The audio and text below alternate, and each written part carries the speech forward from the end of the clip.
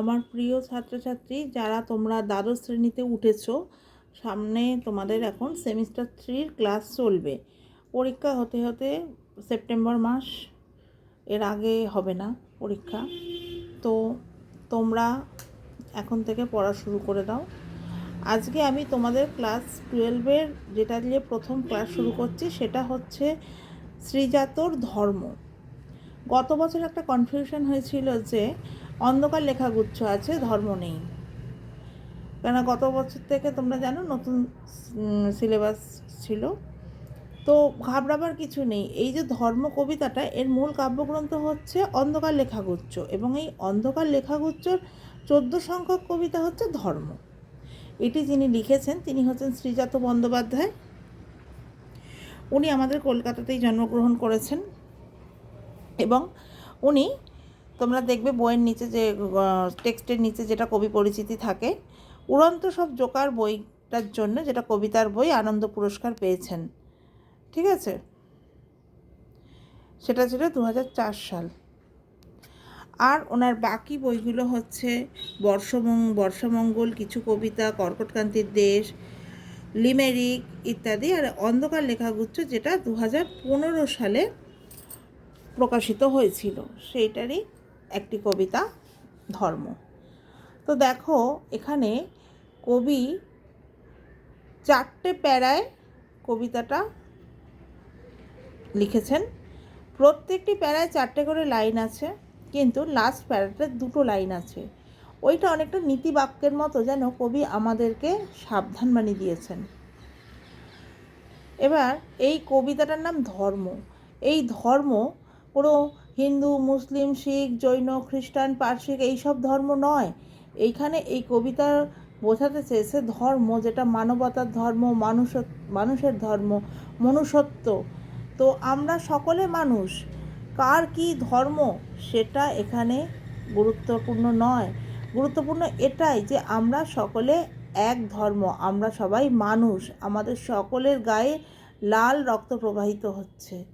সেটা কোন ধর্ম, কোন সম্প্রদায়, সেইগুলোর কোনো মায়কা রাখে না। দেখো, এখানে আব্দুল করিম খাঁ ধর্ম ছিল গান, প্রথম লাইনটা আমরা দেখছি। তো উনি একজন বিখ্যাত সঙ্গীত শিল্পী ছিলেন। তো এখানে এই দিক দিয়ে যদি বিচার করো, তাহলে দেখা যাচ্ছে যে গানটাই ওনার হচ্ছে ধর্ম, কর্ম। ওনার মেন ফোকাস ছিল গানে। উনি যে মুসলিম সম্প্রদায়ভুক্ত কি কোনো অন্য সম্প্রদায়ভুক্ত সেটা এখানে ম্যাটার করছে না। এখানে ম্যাটার করছে আব্দুল করিম খাঁর ধর্ম গান। দেখো, আইনস্টাইন, যিনি বিশ্ববিখ্যাত একজন বৈজ্ঞানিক, আমরা জানি, আবিষ্কারের পর আবিষ্কার করেছে, তার ধর্ম কী ছিল? দিগন্ত পেরানো। আর আমরা পড়েছি কবীরের দোহা, সেই কবীরের ধর্ম ছিল সত্যের বয়ান। সত্যকে প্রতিষ্ঠা করতে চেয়েছিলেন কবির। সত্যকে জানো, সত্য কোনো দিন ঠকাবে না, সত্য সবসময় চিরসত্য, চিরন্তন প্রকাশিত হবেই, সত্য কোনো দিন চাপা থাকে না। সঙ্গে সঙ্গে আমরা দেখো একটা পাচ্ছি বাতাসের ধর্ম। বাতাসের ধর্ম কি? শুধু না থামা কখনো, মানে কন্টিনিউ, বইই চলেছে। আজকে যদি বাতাস না থাকতো, আমরা একে অপরের সঙ্গে কথা বললে মুখগুলো শুধু নড়তো।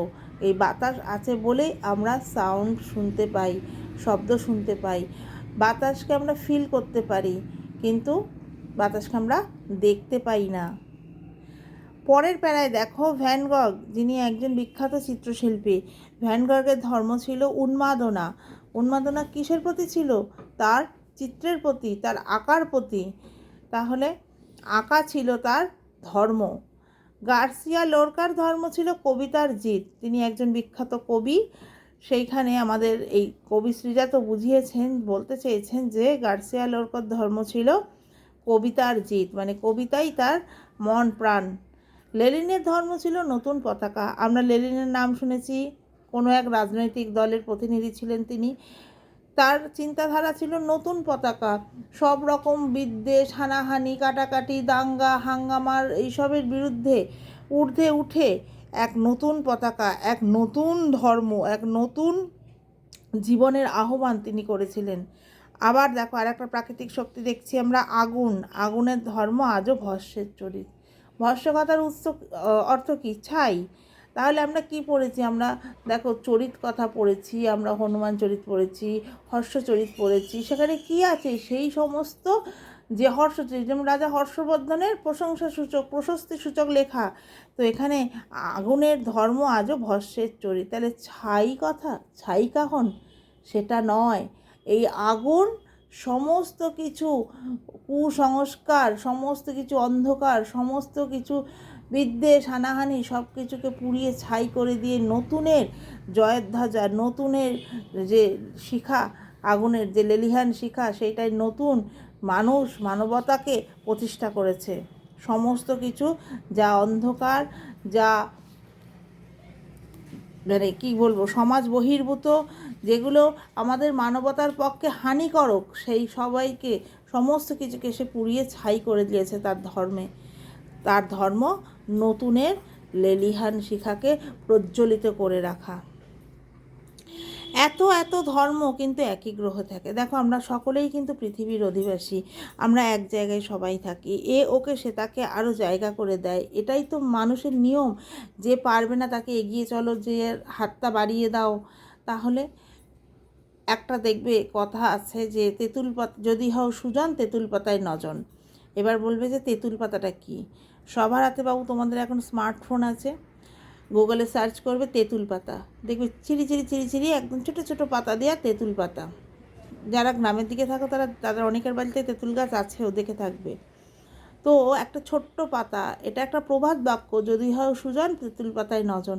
যদি আমরা একে অপরের পরিপূরক, একে অপরের শুভাকাঙ্ক্ষী হই, একে অপরের জন্য এগিয়ে আসি, তাহলে আমাদের কেউ বিচ্ছেদ ঘটাতে পারবে না আমাদের মধ্যে। সেই ছোট্ট একটা পাতায় নজন থাকা যায়।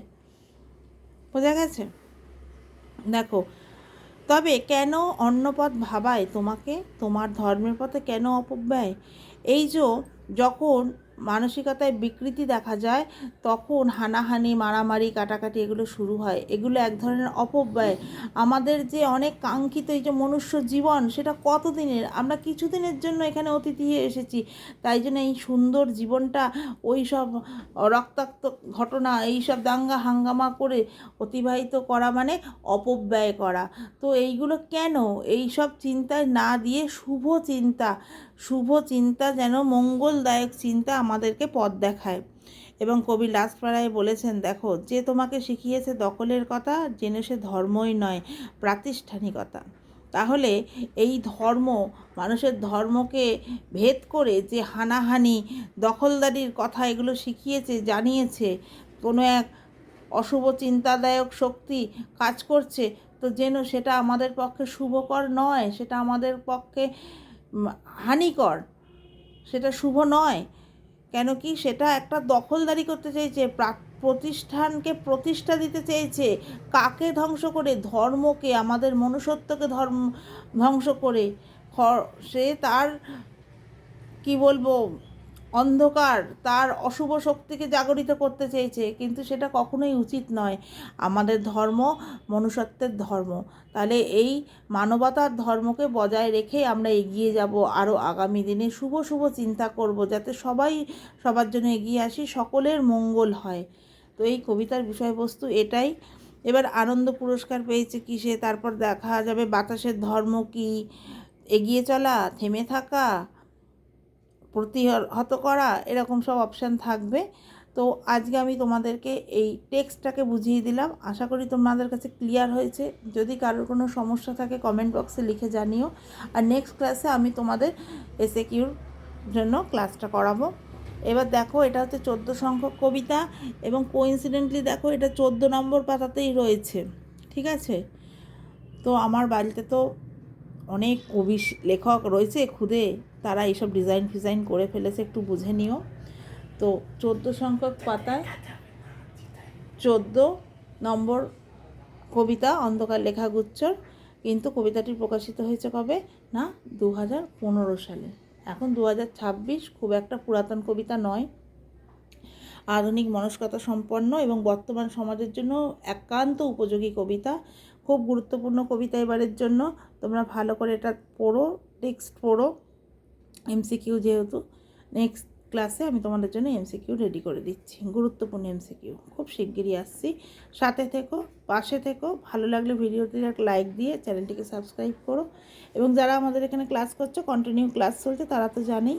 সবাই ভালো থেকো।